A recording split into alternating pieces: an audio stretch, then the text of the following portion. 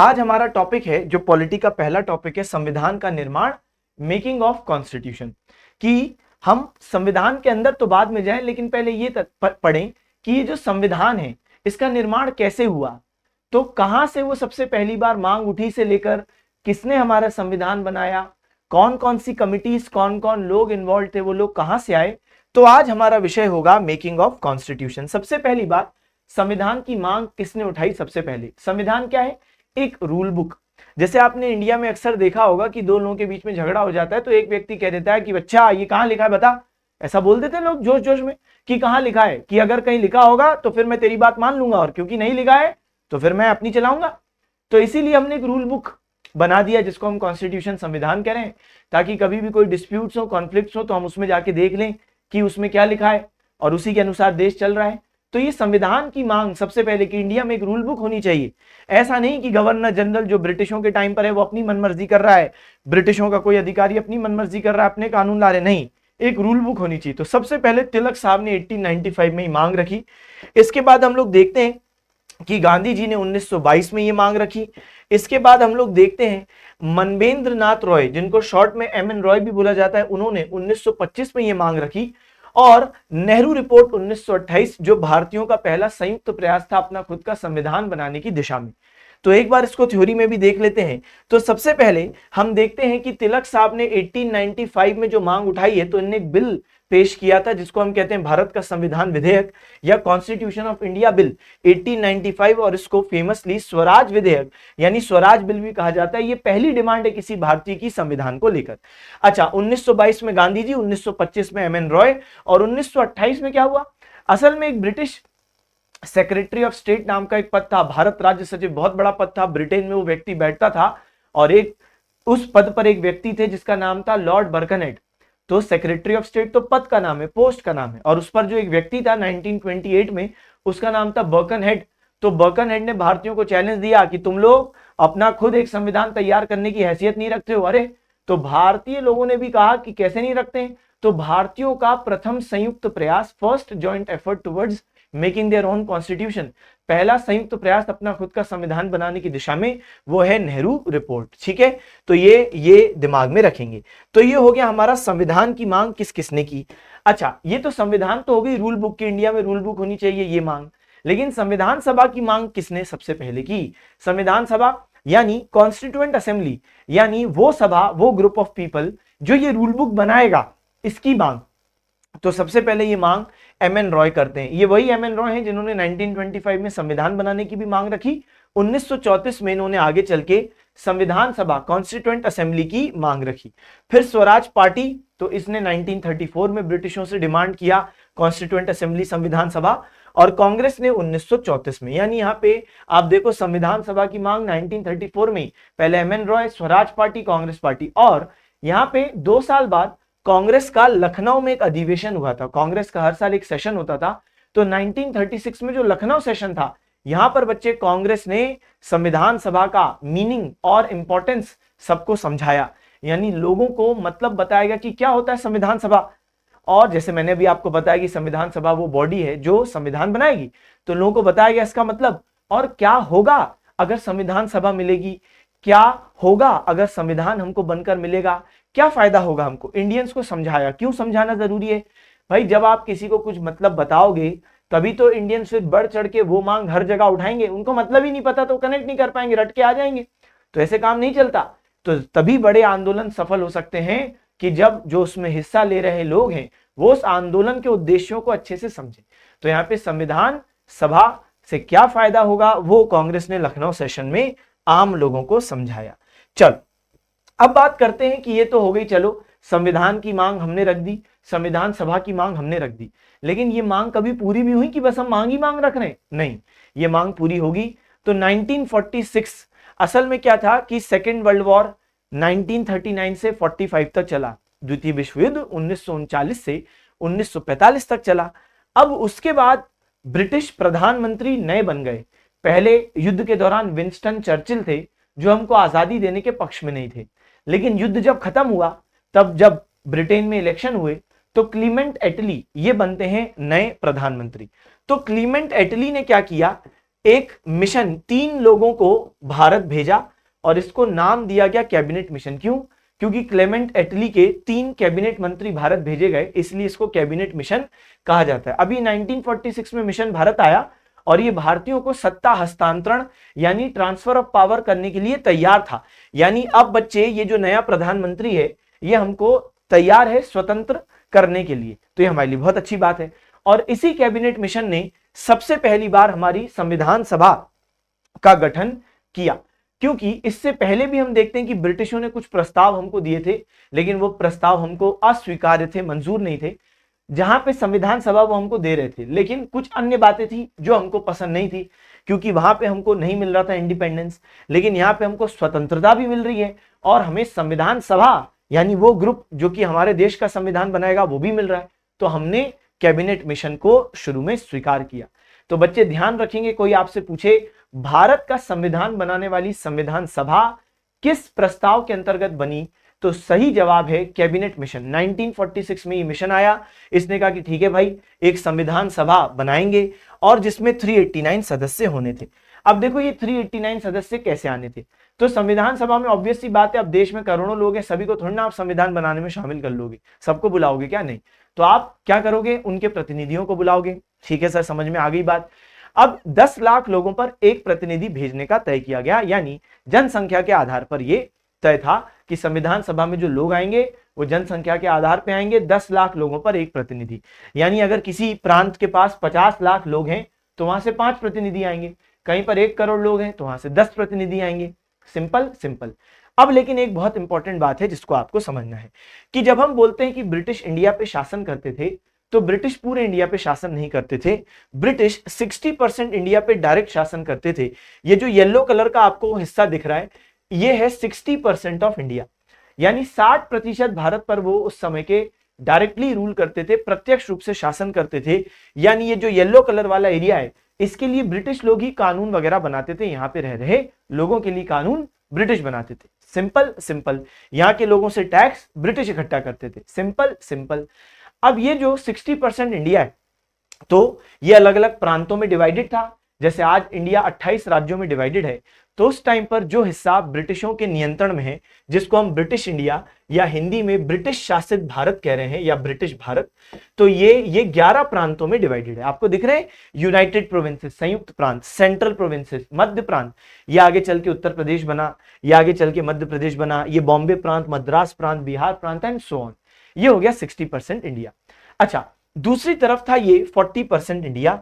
तो यहां पे जो आप देख पा रहे हो लिखा है प्रिंसली स्टेट्स। तो ये प्रिंसली स्टेट्स यानी अगर मैं हिंदी में कहूं तो देशी रियासतें, ये वो क्षेत्र हैं जो कि अलग अलग राजे रजवाड़े इनके कंट्रोल में थे। यानी ये जो क्षेत्र है बच्चे, तो ये क्षेत्र अलग अलग राजा महाराजाओं के नियंत्रण में थे और यहाँ पर कानून व्यवस्था बनाने का काम उन राजा महाराजाओं का था। यहाँ पे रह रहे लोग, जैसे फॉर एग्जांपल यहाँ पे आपको दिख रहा है हैदराबाद रियासत। हैदराबाद रियासत के हेड थे निजाम। तो अपने लोगों के लिए, हैदराबाद रियासत में रहने वाले लोगों के लिए कानून कौन बनाएगा? हैदराबाद का निजाम बनाएगा। यहां पर कानून ब्रिटिश नहीं बनाएंगे। तो ये क्षेत्रों पर अलग अलग देशी रियासतों का शासन है, ये ब्रिटिशों के डायरेक्ट कंट्रोल में नहीं है। ये है 40% इंडिया। अब सुनो, जब कैबिनेट मिशन ने 389 मेंबर्स की बात कही जो इंडिया का कॉन्स्टिट्यूशन बनाएंगे, तो 296 लोग कहां से आने थे? 296 लोग आने थे ब्रिटिश इंडिया से। कहां से आने थे बेटा? ब्रिटिश इंडिया, यानी वो क्षेत्र जो ब्रिटिशों के प्रत्यक्ष नियंत्रण में है, डायरेक्ट कंट्रोल में है। यहां से 296 लोग आएंगे। जैसे आपको ये येलो कलर वाले क्षेत्र दिख रहे हैं, यहां से 296 लोग आएंगे। जबकि 93 लोग कहां से आएंगे? ये अलग अलग देशी रियासतें यानी प्रिंसली स्टेट से, ये प्रिंसली स्टेट से हम देख रहे हैं कि 93 लोग आएंगे। लेकिन अब एक बहुत बड़ा प्रश्न आपके भी मन में होगा कि आखिर ये लोग भेजे कैसे जाएंगे? ये भी बता ही दीजिए सर, ये भी बता ही दीजिए। बिल्कुल बताएंगे। ये जो येलो कलर वाले क्षेत्र हैं ब्रिटिश इंडिया, तो यहां पे मौजूद है प्रांत, यहां पे मौजूद है प्रांतीय विधानसभा, लेजिस्लेटिव असेंबली। जैसे आप ये वाली वीडियो जिसमें अभी मैं आपको पढ़ा रहा हूं, ये वीडियो किसी न किसी राज्य से देख रहे होंगे। उस राज्य में भी कोई विधानसभा, कोई लेजिस्लेटिव असेंबली होगी जो उस राज्य के लिए कानून बनाती होगी। वैसे ही उस समय ब्रिटिशों के नियंत्रण में ये जो अलग अलग प्रांत हैं, तो प्रांतों में एक प्रांतीय विधानसभा होती।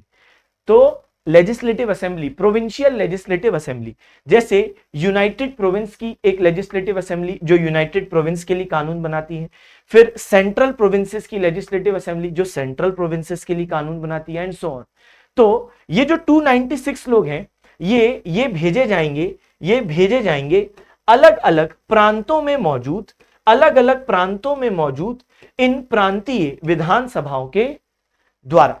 यानी यहां पर जनता नहीं भेज रही है, जनता ने जो लेजिस्लेटिव असेंबली बनाई वो भेज रही है कॉन्स्टिट्यूएंट असेंबली, संविधान सभा में अपने लोग। तो यहां पे क्योंकि जनता इन्वॉल्व नहीं है, इसलिए ये किस प्रकार का चुनाव कहलाएगा? ये कहलाएगा अप्रत्यक्ष चुनाव। तो ध्यान देंगे बच्चा, तो जब किसी चुनाव में जनता डायरेक्ट वोट डाल के किसी को निर्वाचित करती, इलेक्ट करती है, इसको हम कहते हैं डायरेक्ट इलेक्शन, प्रत्यक्ष चुनाव। और जब जनता के प्रतिनिधि किसी के लिए वोट डालते हैं तो इसको हम कहते हैं अप्रत्यक्ष चुनाव, यानी इनडायरेक्ट इलेक्शन। क्योंकि यहां पर जनता ने तो वोट नहीं डाला, अलग अलग प्रांतों में जो प्रांतीय विधानसभा मौजूद हैं, हाँ, प्रांतीय विधानसभाओं को जनता ने बनाया। जैसे सुनते रहें आप, आज इस वीडियो को जिस राज्य से देख रहे हैं वहां पे एक लेजिस्लेटिव असेंबली होगी, और उस लेजिस्लेटिव असेंबली के जब चुनाव हुए होंगे तो जनता आपके राज्य में घरों से निकली, उन्होंने वोट डाला और उस लेजिस्लेटिव असेंबली में कई लोगों को निर्वाचित कर दिया, जिसको हम MLA, member of legislative assembly, यानी विधायक बोलते हैं। वैसे ही कहानी यहां पे भी है। तो ये अप्रत्यक्ष चुनाव से 296 लोग यहां पे भेज दिए, है ना। अब ये हमें बात समझ में आ गई। तो जैसे आज आप घरों से निकलते हो, वोट डालते हो, आपने एक लेजिस्लेटिव असेंबली बना दी, फिर अगर ये लेजिस्लेटिव असेंबली किसी के लिए वोट डालेगी तो ये तो अप्रत्यक्ष है, अब तो लेजिस्लेटिव असेंबली वोट डाल रही है, आप नहीं। वही कहानी यहां पे है। अब आ जाओ प्रिंसली स्टेट्स यानी देशी रियासतें। ये जो ब्लू कलर के क्षेत्र हैं ये कैसे भेजेंगे? तो यहां पर तो कोई लेजिस्लेटिव असेंबली है नहीं, क्योंकि ये जो ब्लू कलर के क्षेत्र हैं यहां पर कानून बनाने का काम किसी लेजिस्लेटिव असेंबली का नहीं, बल्कि ये जो राजा महाराजा यही कानून बनाते हैं। तो इसलिए क्योंकि यहाँ पे कोई लेजिस्लेटिव असेंबली नहीं है ब्लू कलर वाले क्षेत्रों में, यहाँ पे मौजूद जो राजा महाराजा हैं यही करेंगे ये काम कि नॉमिनेट करेंगे, मनोनीत करेंगे, यानी ये नाम ले लेंगे कुछ कुछ लोगों का जो इनको भेजने हैं अपने अपने देशी रियासतों से संविधान सभा में। यानी यहाँ कोई चुनाव नहीं होगा। जैसे यहाँ तो फिर भी निर्वाचन हुआ, इलेक्शन हुआ, इनडायरेक्ट था, जनता का रोल नहीं था, लेकिन इलेक्शन था। लेकिन यहाँ तो कोई इलेक्शन ही नहीं है, ना डायरेक्ट ना इनडायरेक्ट। ना तो जनता किसी को भेज रही है यहां से संविधान सभा में, ना जनता के प्रतिनिधि किसी को भेज रहे हैं संविधान सभा में। यहां तो जो राजा महाराजा है वही किसी का नाम ले रहे हैं कि हाँ भैया मोहन, हाँ भाई बिरजू, हाँ भाई बिमला, जाओ। तो यहाँ पे इस तरीके से 93 लोग अलग अलग प्रिंसली स्टेट से आने थे और 389 लोगों की ये संविधान सभा बननी थी। ठीक है, तो ये हमारे सामने पूरी बात हो गई। अब इन 389 में से 15 महिलाएं होनी थी। संविधान सभा का गठन जनसंख्या के आधार पर, यानी 10 लाख लोगों पर एक रिप्रेजेंटेटिव। चलिए, ये हमने पूरी बात कर ली। तो ये भी मैंने बता दिया, प्रांतों से जो ब्रिटिश भारत के प्रांत हैं अप्रत्यक्ष यहाँ पे चुनाव होंगे, जबकि रियासतों को अपने प्रतिनिधियों को नामांकित करना है। अब देखो ये संविधान सभा बनी, बिल्कुल बनी। पहली मीटिंग इसकी कब हुई? तो ध्यान देंगे, कैबिनेट मिशन मार्च में इंडिया में आया था और उन्होंने ये जो अपनी रिपोर्ट सबमिट की जिसमें लिखा था 389 मेंबर्स की संविधान सभा होगी, ये मई में रिपोर्ट सबमिट की। मार्च में आए, मई में रिपोर्ट सबमिट की और फिर दिसंबर में संविधान सभा की पहली बैठक 9 दिसंबर 1946 को एग्जैक्टली हुई। अब यहाँ पे जब पहली मीटिंग हो गई तो 211 सदस्यों ने ही इसमें हिस्सा लिया। सर ऐसा क्यों? 389 में से 211 क्यों? इसलिए क्योंकि मुस्लिम लीग ने आने से मना कर दिया। मुस्लिम लीग कह रही थी कि भाई हमको तो पाकिस्तान बनाना है, हम इंडिया का कॉन्स्टिट्यूशन बनाने में अपना समय क्यों व्यर्थ करें, हमको इंडिया का संविधान नहीं बनवाना। और कई सारे प्रिंसली स्टेट्स, देशी रियासतें भी थी जो कि नहीं है। इसलिए पहली बार जब मीटिंग होती है 9 दिसंबर 1946 को, तो हम लोग देखते हैं कि 211 सदस्यों ने इसमें हिस्सा लिया है। अच्छा, अब जब पहली मीटिंग हुई तो यहां पर एक टेम्पररी अध्यक्ष, अस्थायी अध्यक्ष बनाया गया। किसको? टेम्पररी प्रेसिडेंट बनाया गया। किसको? सच्चिदानंद सिन्हा। क्यों सर? क्योंकि सच्चिदानंद सिन्हा का यहां पर काम था कि परमानेंट प्रेसिडेंट का चुनाव करवाओ। आप खुद सोचो, जो ये 211 लोग मिल गए, ठीक है सर, अब इनका कोई ना कोई अध्यक्ष चाहिए हमको, सही बात है, लेकिन अध्यक्ष को चुनने के लिए भी, वोटिंग करवाने के लिए भी कोई ना कोई व्यक्ति तो होना चाहिए। अध्यक्ष का चुनाव कौन करवाएगा? जैसे मुझे कहीं किसी का चुनाव निर्वाचन करवाना है, जैसे मान लो क्लास में 50 बच्चे हैं, अब हमें मॉनिटर किसी को बनाना है, तुम ही लोग वोट डालोगे 50 बच्चे, लेकिन ये इलेक्शन करवाने के लिए भी तो कोई होना चाहिए कि जो पूछे हाँ भाई तुम किसको वोट डाल रहे हो। हाँ भाई तुम किसको वोट डाल रहे हो, वोट डालने के लिए भी तो कोई होना चाहिए, सॉरी वोट किसको डाल रहे हो ये पूछने के लिए भी तो कोई होना चाहिए। तो इसीलिए यहाँ पे क्योंकि सच्चिदानंद सिन्हा सबसे सीनियर मोस्ट मेंबर थे इन 211 सदस्यों में, इसलिए इनको बना दिया गया टेम्पररी प्रेसिडेंट, अस्थायी अध्यक्ष। और इनका काम क्या है, इनका काम है कि चुनाव करवाओ, जो मेंबर्स हैं उनसे पूछो कि किसको स्थायी अध्यक्ष बनवाना चाह रहे हैं। तो 11 दिसंबर 1946 को हम लोग देखते हैं कि राजेंद्र प्रसाद साहब ये बन गए बच्चे आपके स्थायी अध्यक्ष, यानी ये बन गए आपके परमानेंट प्रेसिडेंट, ठीक है, या परमानेंट चेयरमैन आप कह लो, परमानेंट प्रेसिडेंट कह लो, परमानेंट प्रेसिडेंट ऑफ क्या, कॉन्स्टिट्यूएंट असेंबली, तो संविधान सभा के स्थायी अध्यक्ष। इससे पहले सच्चिदानंद सिन्हा क्या है, अस्थायी टेम्पररी, और ये हो गए स्थायी यानी परमानेंट अध्यक्ष हो गए, permanent president of constituent assembly. अच्छा अब देखिए हरेंद्र कुमार मुखर्जी या जिनको एचसी मुखर्जी भी कहते हैं, ये हो गए आपके जो vice president of constituent assembly या vice chairman of constituent assembly बोलते हैं, उपाध्यक्ष हैं ये संविधान सभा के। आप बोलोगे सर हरेंद्र कुमार, कुमार तो कैसे शुरू होता है, ये कुमार ऐसा लिखते थे इसीलिए एचसी मुखर्जी कुमार, ठीक है सर। अच्छा ये भी कुछ बातें हमको समझ में आ गई, बहुत बढ़िया। तो बस यही चीजें यहाँ पे लिखी हैं कि पहले अस्थायी अध्यक्ष सच्चिदानंद सिन्हा, और फिर हमने लिखा है कि यहाँ पे राजेंद्र प्रसाद पहले निर्वाचित अध्यक्ष यानी इलेक्टेड प्रेसिडेंट, और यहाँ पे हरेंद्र कुमार मुखर्जी हो गए उपाध्यक्ष। अब बी.एन. राव एक व्यक्ति हैं, बी.एन. राव बड़े ही माने हुए उस समय के एक डिप्लोमेट, कई देशों के संविधान के ज्ञाता, तो इनको कॉन्स्टिट्यूशनल एडवाइजर यानी संवैधानिक सलाहकार बनाया गया उस संविधान सभा का, ठीक है। तो बी.एन. राव बन गए पहले संवैधानिक सलाहकार। अब देखो बच्चे एक इंपॉर्टेंट बात, तो 9 दिसंबर को पहली मीटिंग हुई, सच्चिदानंद सिन्हा अस्थायी अध्यक्ष बने, 11 दिसंबर को राजेंद्र प्रसाद स्थायी अध्यक्ष बन गए। अब 2 दिन और बाद 13 दिसंबर को जवाहरलाल नेहरू ने संविधान सभा के सामने रखा उद्देश्य प्रस्ताव, ऑब्जेक्टिव रिजोल्यूशन। क्यों? जवाहरलाल नेहरू देश के लोगों को बताना चाहते थे कि ये जो संविधान सभा अभी अभी बनी है, जो अब संविधान बनाने का काम शुरू करेगी, तो हमारे संविधान में मोटे मोटे रूप से क्या क्या चीजें होंगी, ताकि लोगों को ये बताया जा सके कि थोड़ा सब्र रखिए, ये शानदार चीज हम आपके संविधान में डालने वाले हैं। तो जिसको हम लोग कह सकते हैं मैनिफेस्टो होता है ना, जैसे कोई पॉलिटिकल पार्टी इलेक्शन से पहले बताती है कि जीत जाएंगे तो हम आपको क्या क्या देंगे, घोषणा पत्र जिसको कहते हैं, वैसे यहाँ पे एक प्रकार का एक घोषणा पत्र है कि हम क्या क्या आपको देने वाले हैं, जो संविधान बनाने वाले हैं हम लोग, तो हम आपको उसमें क्या क्या चीजें देंगे ये सुन लो। तो ये ऑब्जेक्टिव रिजोल्यूशन जवाहरलाल नेहरू ने यहाँ पे पेश किया, और ये 13 दिसंबर 1946 को पेश किया गया, और अगले साल 1947 में जनवरी महीने के 22 तारीख को यानी 22 जनवरी 1947 को संविधान सभा ने इस ऑब्जेक्टिव रिजोल्यूशन को अपना लिया, ठीक है। चलो, तो इस दस्तावेज में भविष्य के संविधान के ढांचे एवं मूल सिद्धांतों की झलक थी। तो जवाहरलाल नेहरू ने 13 दिसंबर को यहाँ पे सबके सामने रखा, और 22 जनवरी 1947 को इसको अपनाया गया यानी अडॉप्ट कर लिया गया। चलिए अब करते हैं आगे की बात। अब अगली बात देखो क्या है, हालांकि अब ध्यान देना बेटा, आपने एक बहुत अच्छी बात समझ ली कि कैबिनेट मिशन 1946 में मई महीने में अपनी रिपोर्ट देती है, और उसने 389 मेंबर्स प्रपोज किए थे, और फिर जब पहली मीटिंग हुई दिसंबर 1946 में, 9 दिसंबर 1946 को, तो यहाँ पे 211 मेंबर्स ने अटेंड की। अब ये तो 46 चल रहा है। अब आपको पता है 1947 में माउंटबेटन प्लान आया, जिनको नहीं पता तो समझ लो, माउंटबेटन प्लान आया 1947 में। माउंटबेटन के इस प्लान, माउंटबेटन गवर्नर जनरल था उस समय, उसी के प्लान के अंतर्गत इंडिया का विभाजन हुआ, डिवीजन हुआ, और एक बड़ा क्षेत्र इंडिया से विभाजित करके बन गया अलग देश, जिसको हम कह रहे हैं पाकिस्तान। अब क्योंकि यहाँ पे कई सारे एरिया चले गए, तो अब ऑब्वियस सी बात है एक नई संविधान सभा, मतलब संविधान सभा तो वही रहेगी, लेकिन इसकी सीट तो आपको चेंज करनी पड़ेगी। भाई पहले आपने बोला था 389 मेंबर्स, क्योंकि उस समय आपके पास एक बड़ा इंडिया था।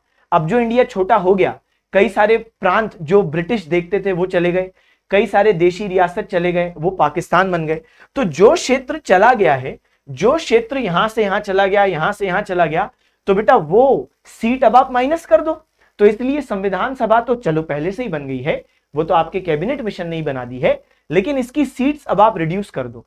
तो बेटा माउंटबेटन प्लान के अनुसार अब संविधान सभा की सीट्स को रिड्यूस करके 299 मेंबर्स की कर दिया। पहले कितना था 389, अब कितना कर दिया 299। अच्छा, पहले तो जो 389 था उसमें स्प्लिट क्या था, 296 लोग ब्रिटिश इंडिया से आने थे और 93 लोग देशी रियासतों से आने थे। अब माउंटबेटन प्लान ने इनका नंबर कम करके 299 कर दिया टोटल सीट, तो अब यहाँ पे प्रांतों की भी सीट कम हुई होगी, तो 229 लोग अब प्रांत भेजेंगे और यहाँ पे 70 लोग देशी रियासतें भेजेंगी। तो ये फिगर दिमाग में रखेंगे। अच्छा, ये चीज यहाँ पे लिखी हुई है जो मैंने अभी अभी आपको बताई, आप आराम से इसको शांति से रीड कर सकते हो। अब ध्यान दें, सभा के जो 299 सदस्य हैं उनमें प्रांतों में सबसे ज्यादा कौन भेजेगा, तो मैंने आपको पहले ही बोला ये तो जनसंख्या के आधार पे बात है, जिस प्रांत के पास सबसे ज्यादा पॉपुलेशन है वो सबसे ज्यादा लोग भेजेगा। तो संयुक्त प्रांत जो अब उत्तर प्रदेश है, तो उसको 55 सीटें मिली, यानी 55 प्रतिनिधि संविधान सभा में संयुक्त प्रांत से आएंगे जो कि संविधान बनाएंगे। क्यों 55? क्योंकि इसकी पॉपुलेशन ज्यादा थी। ठीक है।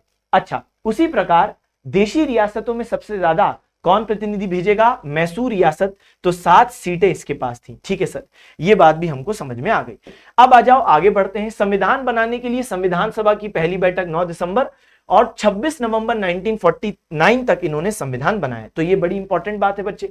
तो फर्स्ट मीटिंग कब हुई? पहली बैठक, फर्स्ट मीटिंग या फर्स्ट सिटिंग जिसको हम लोग कहते हैं, पहली बैठक हुई 9 दिसंबर 1946।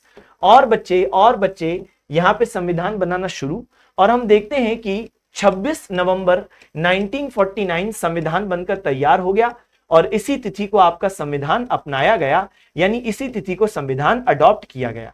अब ये जो 26 नवंबर 1949 तक हम आ गए, तो यहां पे बीच में कितना समय लिया गया?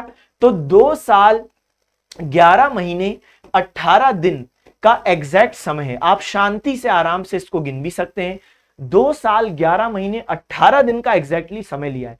तो फर्स्ट मीटिंग, फर्स्ट सिटिंग, पहली बैठक 9 दिसंबर 1946, यहां पे संविधान बनना शुरू, और 26 नवंबर 1949 संविधान बनाने का काम खत्म।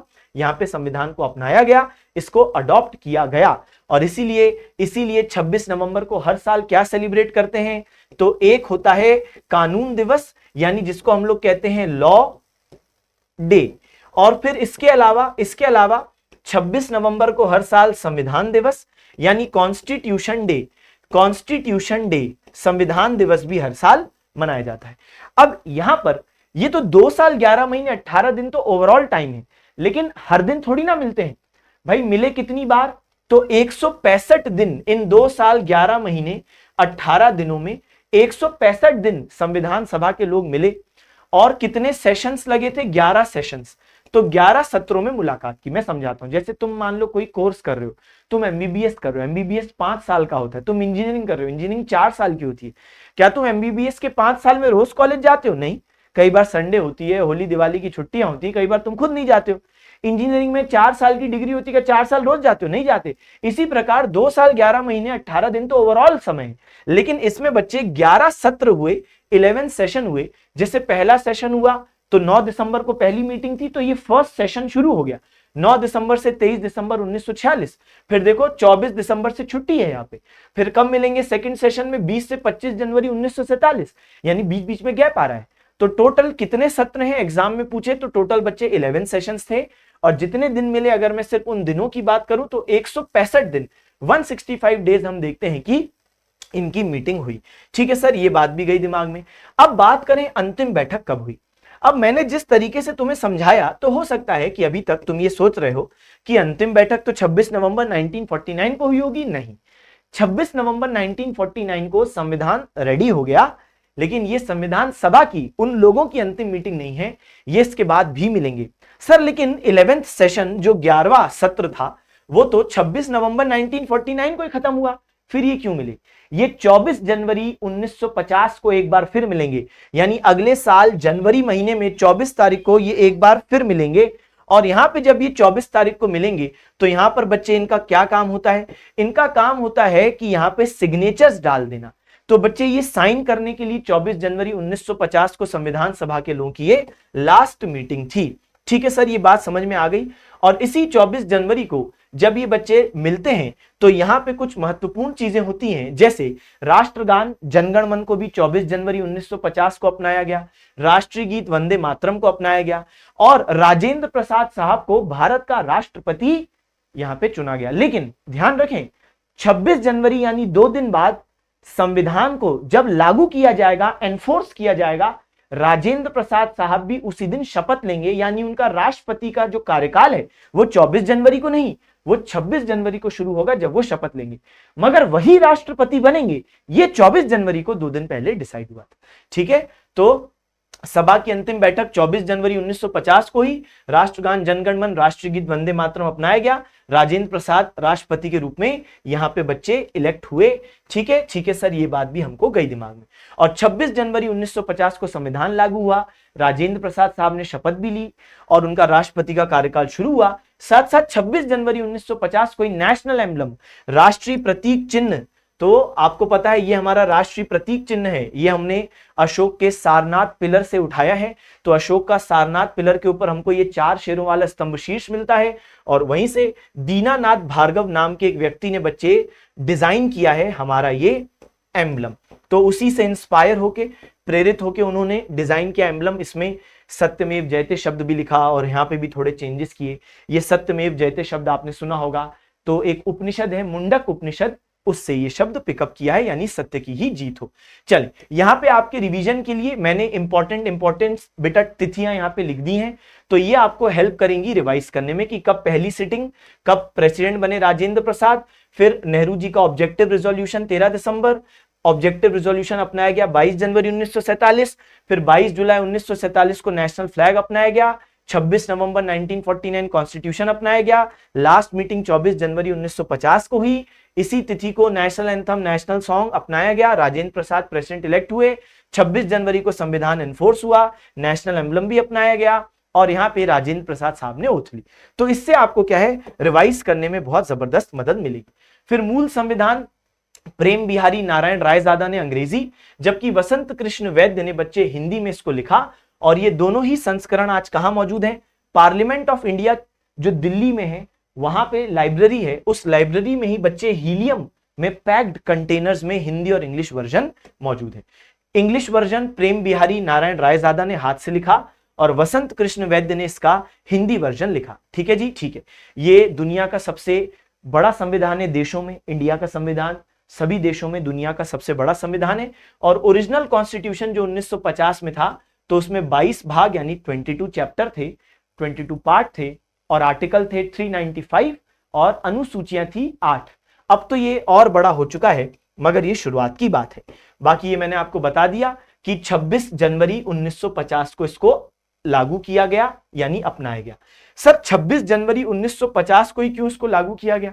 क्योंकि 20 साल पहले 26 जनवरी 1930 को हमने एक पूर्ण स्वतंत्रता दिवस मनाया था। जैसे हम लोग आज भी कभी किसी को कुछ खरीदना होता है तो लोग शुभ दिन का वेट करते हैं कि नहीं, दशहरा पे खरीदेंगे, अक्षय तृतीया पे खरीदेंगे, है ना, अक्खा तीज पे खरीदेंगे, अलग अलग ऐसे आपने सुने होंगे। तो क्यों ऐसा करते हैं? क्योंकि उनको लगता है इस दिन खरीदेंगे तो शुभ होगा। वैसे ही जब हमें संविधान एनफोर्स करना था तो हमने बोला कि नहीं, 26 नवंबर 1949 को बन के रेडी हो गया, लेकिन हमने कहा कि हम इसको एनफोर्स करेंगे 2 महीने बाद 26 जनवरी 1950 को। क्यों? क्योंकि 20 साल पहले 26 जनवरी 1930 को ही हमने पूर्ण स्वतंत्रता दिवस सबसे पहली बार मनाया था, इंडिपेंडेंस डे। तो हमारा पहला स्वतंत्रता दिवस 26 जनवरी 1930 को मनाया गया था। उस टाइम पे भले ब्रिटिशों का शासन था, फिर भी हमने प्रतीकात्मक रूप से, सिंबॉलिक रूप से ब्रिटिशों को यह बताया कि ब्रिटिश, हम अपने आप को स्वतंत्र मान रहे हैं तुमसे। अच्छा, दुनिया का सबसे छोटा संविधान मोनाको देश का है। जैसे सबसे बड़ा देशों में हमारा संविधान है, सबसे छोटा मोनाको का संविधान है, जिसमें मात्र 3814 शब्द है। हमारा जो संविधान है उसको डेकोरेट किसने किया है? शांति निकेतन के आर्टिस्ट ने। शांति निकेतन पश्चिम बंगाल में रविन्द्रनाथ टैगोर साहब द्वारा स्थापित एक कला विद्यालय, आर्ट स्कूल, तो उसी के आर्टिस्ट ने संविधान के ये पेजेस को बच्चे क्या किया था, डिजाइन किया था। ठीक है, चल फिर अब हम लोग अपनी क्लास को यहीं पे समाप्त करते हैं। मैं आशा करता हूं आपको ये पर्टिकुलर वीडियो अच्छी लगी। कमेंट सेक्शन में जरूर बताइएगा कैसे लगे। तो पढ़ते रहिए, सिलेक्शन लीजिए, अपने माता पिता का नाम रोशन कीजिए। Okay, bye bye, thank you, tata, see you.